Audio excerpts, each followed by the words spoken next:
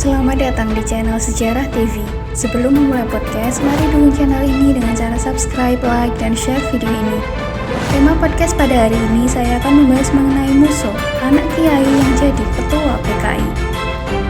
Pancasila itu sebetulnya tidak anti kom.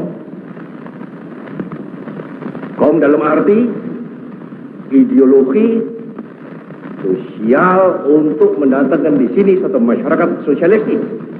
Pendek kalau saudara-saudara mengaku atau menamakan dirimu anak Bung Karno, saya tidak mau punya anak yang tidak kiri.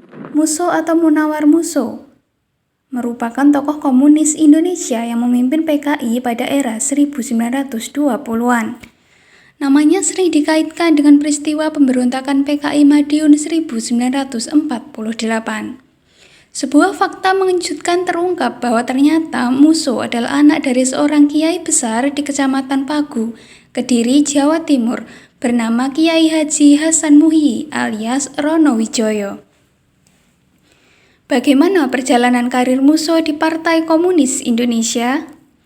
Dalam kisah hidupnya, Musso pernah satu rumah kos bersama Soekarno, Alimin, Semaun, dan Kartosuwiryo. Mereka tinggal di rumah milik Hos Cokroaminoto yang juga sebagai gurunya.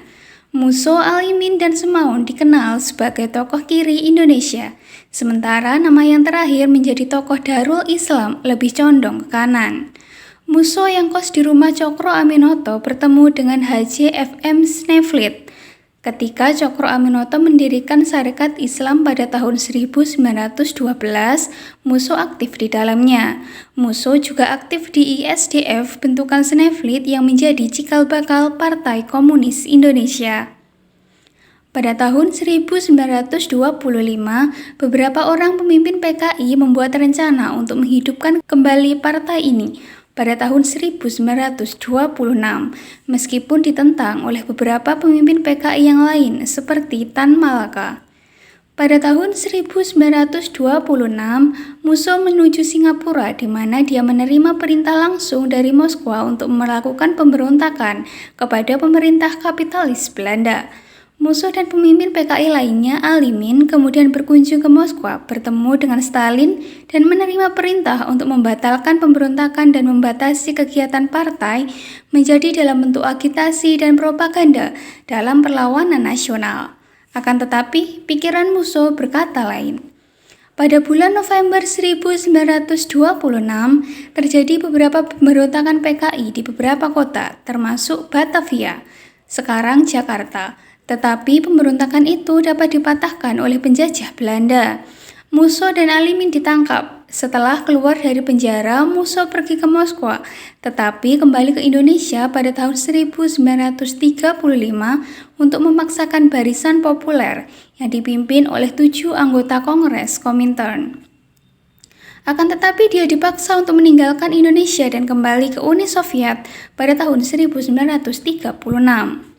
Pada 11 Agustus 1948, Musso kembali ke Indonesia lewat Yogyakarta. Pada tanggal 5 September 1948, dia memberikan pidato yang menganjurkan agar Indonesia merapat ke Uni Soviet. Pemberontakan terjadi di Madiun, Jawa Timur, ketika beberapa militan PKI menolak untuk dilucuti. Pihak militer menyebut bahwa PKI memproklamasikan Republik Soviet Indonesia pada tanggal 18 September 1948 dan mengangkat Musso sebagai presiden dan Amir Syarifuddin sebagai Perdana Menteri. Akan tetapi, pemberontakan dapat dipadamkan oleh pihak militer. Pada tanggal 30 September 1948, Madiun direbut kembali oleh TNI dari Divisi Siliwangi. Ribuan kader partai terbunuh dan sejumlah 36.000 orang dipenjarakan. Di antara yang terbunuh adalah Musso pada tanggal 31 Oktober ketika rombongannya bertemu dengan pasukan TNI yang memburunya. Demikian pembahasan mengenai Musso, anak seorang kiai yang menjadi pemimpin PKI. Apabila ada pertanyaan dapat ditanyakan di kolom komentar. Jangan lupa untuk terus dukung channel ini dengan cara like, subscribe, dan share video ini. Terima kasih.